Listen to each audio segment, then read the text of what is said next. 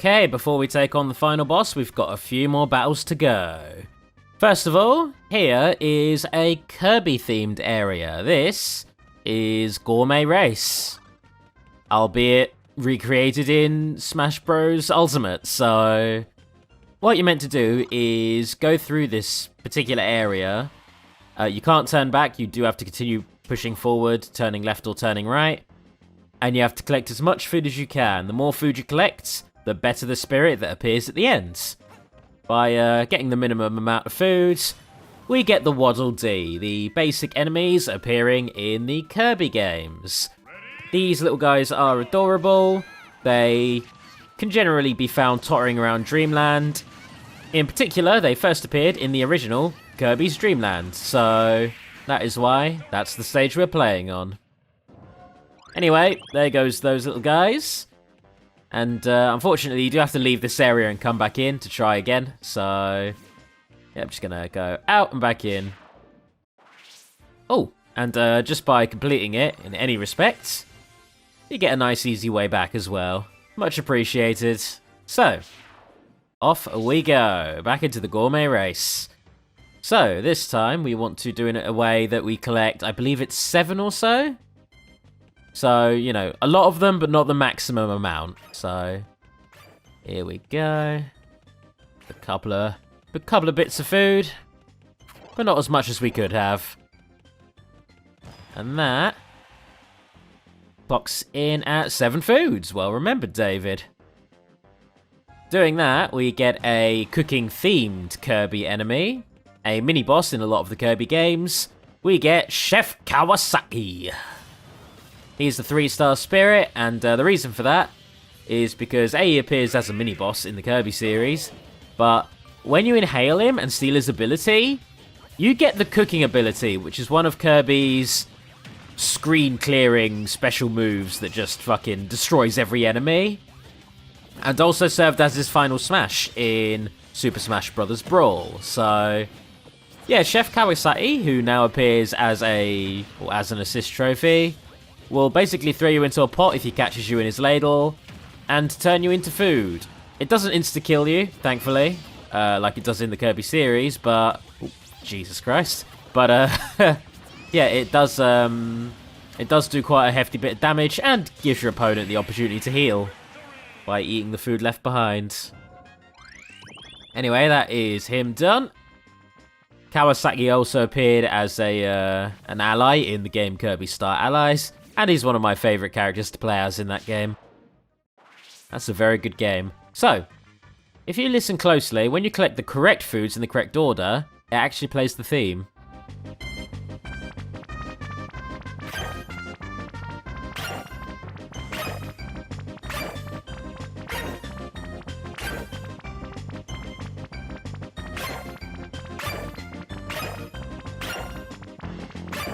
So that's a nice little Easter egg, and it's actually how I sussed the puzzle out, because, yeah, that one took me a couple of whacks to know that that was the path I was supposed to take. Anyway, doing so unlocks the best video game character who isn't Waluigi. We get the Penguin King himself, King DDD. DDD is, I loathe to call him an antagonist from the Kirby series, because in most of his incarnations, he's either being possessed, or he's misunderstood and is actually the good guy, while Kirby is unwittingly helping the villain. So, yeah, no, Kirby often finds himself at odds with King DDD, despite DDD's genuinely altruistic intentions. And that's why in more recent Kirby games, DDD is a straight-up protagonist alongside Kirby, having to be possessed or controlled in order to actually serve his boss fight. But that said, the particular stage we're fighting on right now is the Fountain of Dreams, which is the final area of Kirby's adventure where you do in fact fight DDD, who is trying to stop Kirby from awakening an eldritch horror, the Nightmare Wizard, who I'm currently playing as. That's quite fitting. Anyway, this is what would happen if DDD fought the wizard, not Kirby.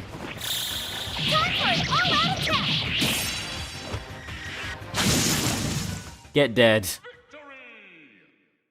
And that is that. We unlock my actual main. Yeah, playing Smash competitively online, I am a DDD main. There's something very satisfying about reading a player and crushing them with a hammer, killing them at low percent. It's kind of the best feeling in the goddamn world, so yeah. Also, his projectile is just filthy, so yeah, jumping over to the other side of the map, there are a bunch of spirits I didn't get before, because I didn't realise you're meant to press A on this bit of ice to slide down it. I just thought that was inaccessible, so...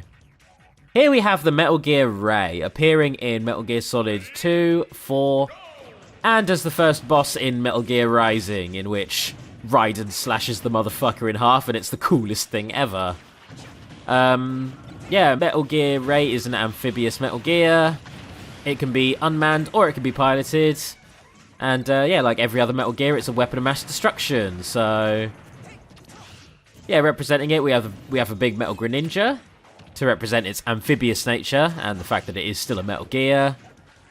And we're fighting once again on the Shadow Moses stage, because there he is, in the background there. I think that's Ray. Maybe it's Rex. I always struggle to tell them apart design-wise. Ray's a lot more svelte. Anyway, here is the polar bear. Polar bears appear in the game Ice Climber. If you spend way too long on the current screen, if you don't ascend quickly enough, they're something of a punishment for the player. So what they do is they appear on the very top level of the, current screen you're climbing, and they will stamp on the ground. When they stamp down, the screen jolts upwards, and if you're on the bottom tier and you get, you get left behind, you lose, you die. So yeah, on top of that, they're bloody polar bears. You also can't even touch them or run into them. You just have to avoid them outright as you get past them. So that's why we had that big Donkey Kong who was just giving me all the business there. Just absolutely throwing himself at me. So coming down this way, we get the Ice Climbers at the base of the mountain. God, I really could have just done this all earlier to make everything all connect better. But anyway, the Ice Climbers first appeared in Super Smash Bros. Melee. They were an interesting choice to add to Smash Bros. Because very few people, have nostalgia for the NES game Ice Climber, which is their only appearance outside of Smash. Yeah, they were basically added into the game to represent the concept of multiplayer. Ice Climber was the game where, yeah, you could play alone with your single Ice Climber going up the mountain, but it made the game really fucking hard, so... Yeah, no, your ideal situation was to play with a co-op partner, and to represent that, the Ice Climbers have you play as Popo, the main Ice Climber, but you have an AI partner in the form of Nana, the second one. Now, here's the fun thing. Competitive players know how to use both Ice Climbers effectively, and in previous Smash games, some of their infinites were fucking disgusting. If you were grabbed by an Ice Climber, you'd lost. They would just beat the shit out of you, and then grab you again, then beat the shit out of you, and grab you again, and then casually just donk you off the stage. So yeah, thankfully wobbling isn't so much of a thing anymore. They balanced that. So now Ice Climbers are just kind of, okay if you know how to use them. I still haven't really met an amazing Ice Climber in this game, though. I'm waiting for the day, so... Yeah, that's those guys. That was a little bit of a tangent I went on there. There's a snack. And here we have the Starship Mario. So, this is a ship in the shape of Mario's face, appearing in Super Mario Galaxy 2. In this game, which itself was kind of a reboot or a retelling of Super Mario Galaxy 1, yeah, you would essentially fly through the galaxy on your starship, attempting to find and save Princess Peach. So, the stage we're playing on is the Good Egg Galaxy stage. And, yeah, the low gravity represents how the ship flies through space. Pretty simple, really.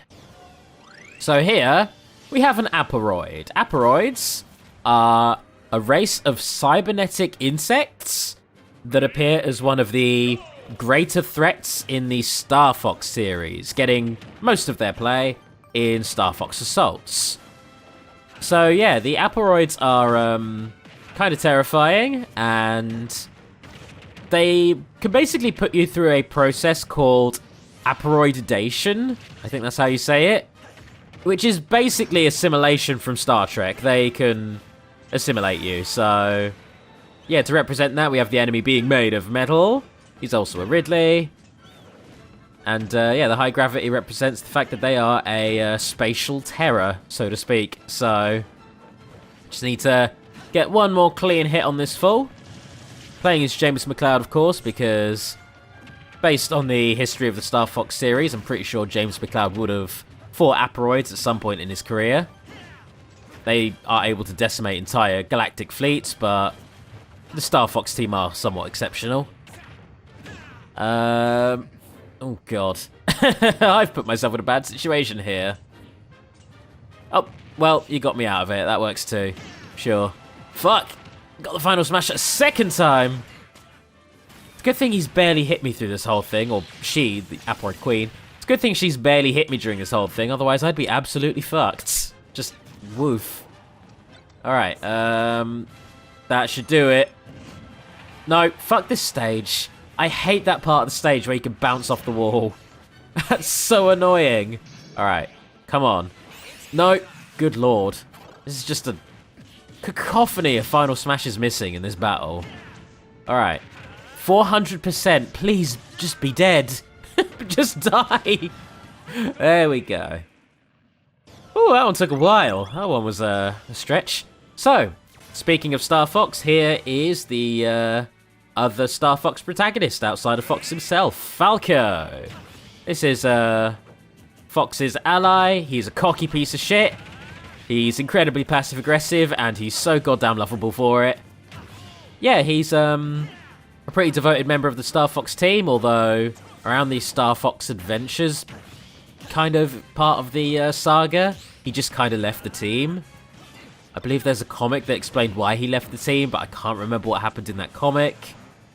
Yeah, he's just a cool dude, and in Smash he plays like a slightly weightier, slightly more technical version of Fox, who is a lot more potent with aerial combos and strong, decisive hits, as opposed to Fox's, you know, quick jabs and flurries of blows. So, yeah. What's also cool about Falco is whereas Fox's reflector just kind of holds on him, Falco kicks his out, so it can be used as a short-range attack, and I have gimped many people in this game by dinking them with that reflector.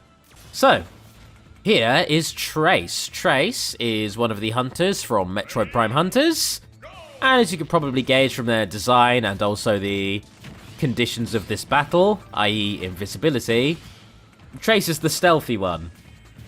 No amount of stealth will stop you getting shot in the face. Get done. There you go. That's Trace. So, moving on. Here is Jodie Summer. Jodie Summer is an F-Zero racer. I believe she's been there since the very beginning. If not, she was introduced in F-Zero X. And Jodie Summer, here being played by both Zero Suit Samus and a pink Captain Falcon, is basically the Galactic Federation's representative in the F-Zero races, which makes the choice of choosing Samus all the more interesting, because Samus is also allied with the Galactic Federation. Not the same one, they're from different universes, but if you're one of those people who likes, you know, pretending that all your games take place in one cohesive universe, you know, kind of like Smash Bros, then why not? They're the same Federation. It doesn't hurt anyone anyway. They can be in the same canon. No argument to the contrary. So, yeah, for this battle, we're fighting on Big Blue, so basically hopping off of F-Zero vehicles and floating platforms, which, goddamn, this is always dangerous and nerve-wracking, particularly with two different enemies going for you. But, yeah, my Light Suit Samus is kind of dealing with this situation quite well. The Light Suit in particular is great because of the fact that it gives you passive healing when you use your shield, and that is incredibly useful. Get done. There we go.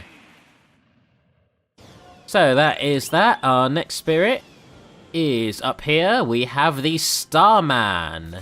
The Starmen are robotic aliens who serve Gygas in the Earthbound series, or the Mother series. They are incredibly potent, incredibly powerful, and have access to psychic powers, and also appear in Smash as an assist trophy. So, yeah, this is one hell of an Earthbound battle because I'm literally playing as Nintendo in this as well. So, it all kind of works. And you'll notice that, yeah, when the Starman dies, the word Smash flies out of it. That is something that happens in Earthbound when you get a critical hit. So, awesome. Here's a Luma. Lumas are star children appearing in the Super Mario Galaxy series, and in, you know, later installments of Mario, riding alongside Rosalina, their adoptive mother. So, Lumas are essentially baby stars, and when they become of age, they transform into galaxies.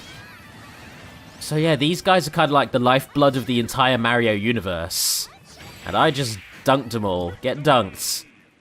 I don't care if you're the origin of everything. Here is Magolor. Magolor is a wizard appearing in Kirby Return to Dreamland. For the bulk of the game, he's, you know, your ally, and he's the one who sends you on your quest to, you know, help him get his ship up and running and help him get a royal crown, you know, basic Kirby fare. He's actually an interdimensional evil wizard, so he's your final boss. He gets the crown, and then he kind of goes, haha, fooled you, and turns evil. So, for his final boss fight, he becomes all-powerful with the power of the crown, and he does in fact flip the screen. So, to represent that, we have Robin, the resident wizard of Smash Bros. And we have this screen constantly flipping, which is somewhat annoying, you know, I've got to admit, a little annoying. But, you know what, it's the Nintendo Switch, so the best thing is, if it's docked, which it has to be for me to record, and the screen flips, you can just turn upside down. I just spun myself around every time the screen flipped, and that did the job.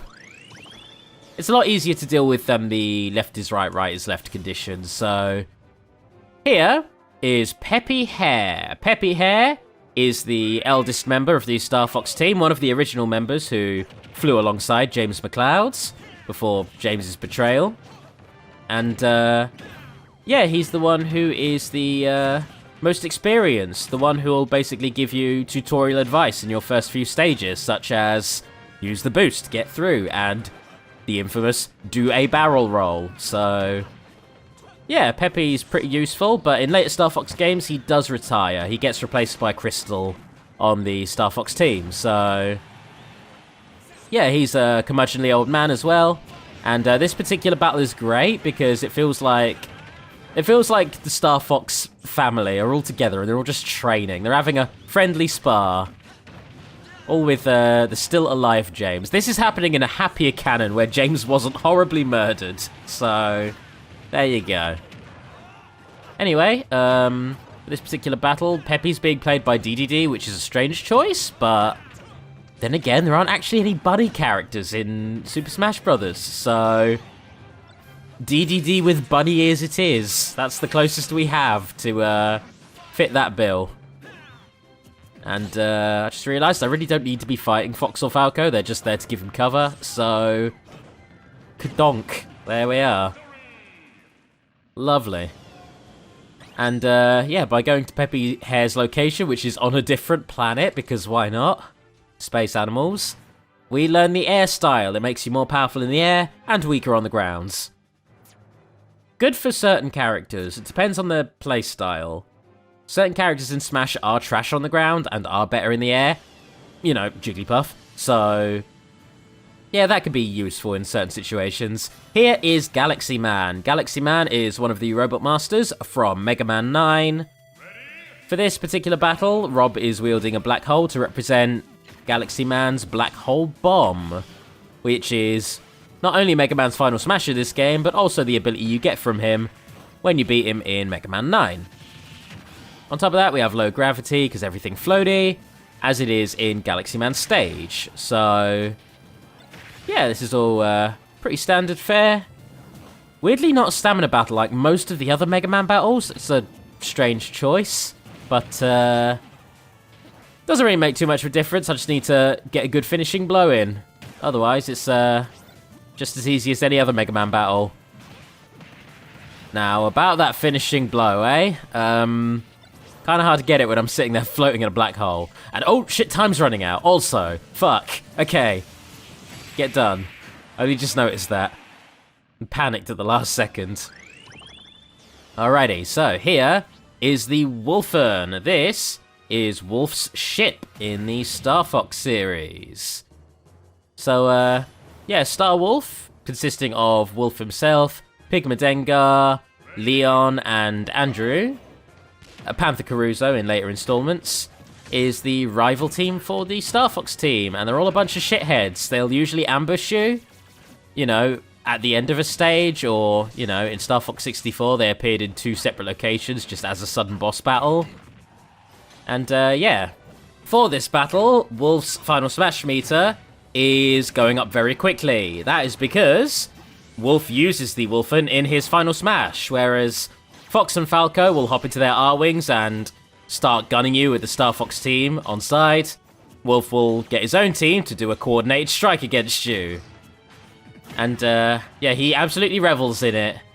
Generally, he'll just kind of shout, "Ha-ha, the hunt is on, boys!" But if you're playing against Fox or Falco, he will have specialized dialogue just for them. He will say, "I've got you now, Star Fox!" Which is so wonderfully campy. And is definitely the kind of thing that would happen in a Star Fox game. I've got to admit, I do love fighting Star Wolf anytime I get the opportunity. This is the end for you, Wolf. And there's some more of that specialized dialogue. I absolutely love that touch. And that was close. That could have ended badly for me. Holy shit. There's Galeem. Okay, wow. I'm very close. One more spirit to do. It's Geno from Super Mario RPG. Here's a character that a lot of people wanted in Smash. Sadly deconfirmed by being Spirit, but yeah, this particular battle is an interesting one. It represents the entire party in Super Mario RPG. You have Mario, who was wielding a green shell to represent the green shell item in Mario RPG. You had Kirby there to represent Mallow. Bowser is representing himself, Peach is representing herself, and once they're all said and done, Geno will spawn in, so yeah, that is that. Peach, you'll notice, is also healing as the battle goes on. That is because Peach is the healer in that game, and there is Geno himself being played by Sheik.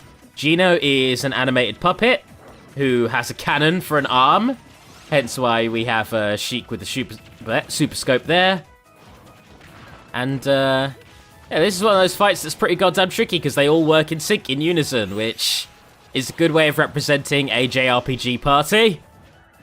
But can make for an irritating fight, so one more clean punch, one more clean punch should do the job, and maybe stop me from dying.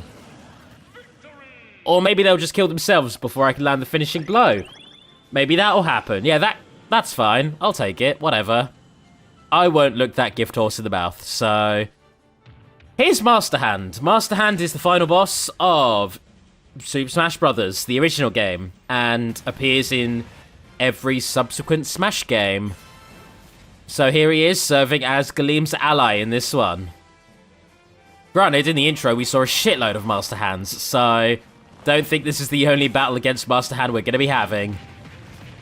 Anyway, this battle isn't all too tricky. It's just a case of learning his patterns, learning his maneuvers.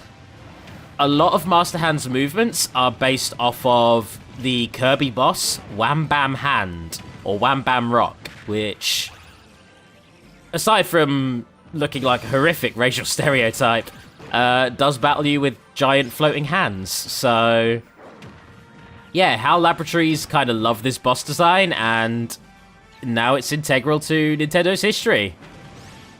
Master Hand as a character, if you can call it a character, is somewhat representative, if the original Smash intro is anything to go by, of a human child playing with their Nintendo action figures. So that is essentially the framing device of the Smash series. Since then, it's kind of grown from that, but I like to think that this is all just a very morbid child playing a game of light and darkness. and, you know, reimagining all their toys as different characters, which, to an extent, is what this campaign is based off of. According to the, Smash reveal, anyway. So, that is Master Hand. We get a lot of cool shit for defeating him, but we don't get the Master Hand Spirit. That'll come later. So, here's the final boss, with big finger quotes. The one who, you know, caused this awful apocalypse in the first place. Let's take on Galeem. So, I'm going to take on Galeem with one of the most classic Nintendo characters of all. I'm going at him with the original Donkey Kong. Let's do this. So, as far as Smash Brothers final bosses go, Galeem is pretty goddamn potent, pretty powerful with a lot of its moves, but is also very predictable. All of the moves are very much telegraphed, so if you know how to dodge and counter them, it's not too hard to do so. You just need to, you know, be ready to block and dodge, and also play as a relatively fast character if you get the opportunity, because Galeem likes to teleport. Especially at low health, Galeem will just bamf around the stage, making itself very hard to hit, so yeah. As for what Galeem actually is, still couldn't tell ya. Just a light elemental. Galeem is a, it's just an element of light, and as I did say way earlier in the LP, it's very strange for video games to do that, to have light be portrayed as an evil force. Because yeah, if Kingdom Hearts is anything to go by, light is universally considered to be good and darkness evil, so yeah. Anyway, you've kind of seen the extent of Galeem's attacks. Like many of the bosses in this game, you'll notice that Galeem does have a damage phase if you do enough damage to him, where he'll leave himself open for hits. But also has a desperation phase, which he's now in, where Galeem will start spawning in, you know, not Shadow, will start spawning in light clones of characters in the roster, and they will start exploding, and fuck. So yeah, this gets really fucking hard. Yeah, just lots of very powerful attacks, and yeah, you just need to stay persistent. Like, keep attacking, but also be evasive when you can. Fuck! Alright, come on now. This is getting silly now. Just fucking die. This is like my 8th attempt, and I keep getting Galeem to low health!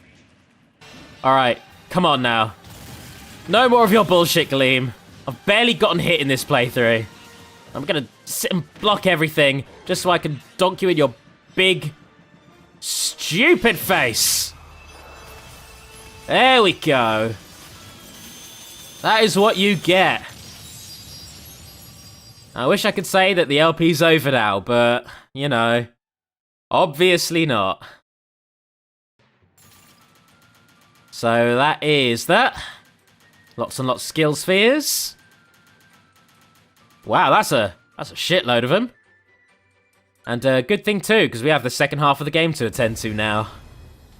By taking down Galeem, the Arbiter of Light, absolutely wrecking his shit, we tear open a hole in the fabric of reality. And from this point on, the game gets very abstract.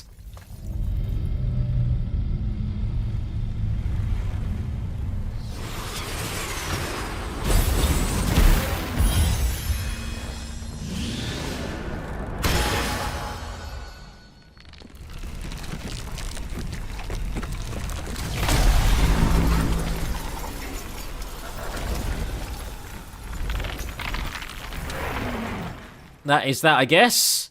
We've pretty much 100%ed the world of light, so time to enter the world of darkness and fight a shadow army now. And this thing is positively eldritch. I love its design. I absolutely love its design so much.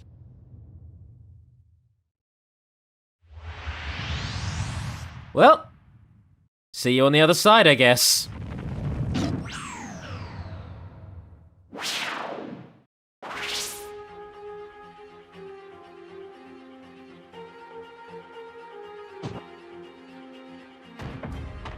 3 paths, 3 major dungeons.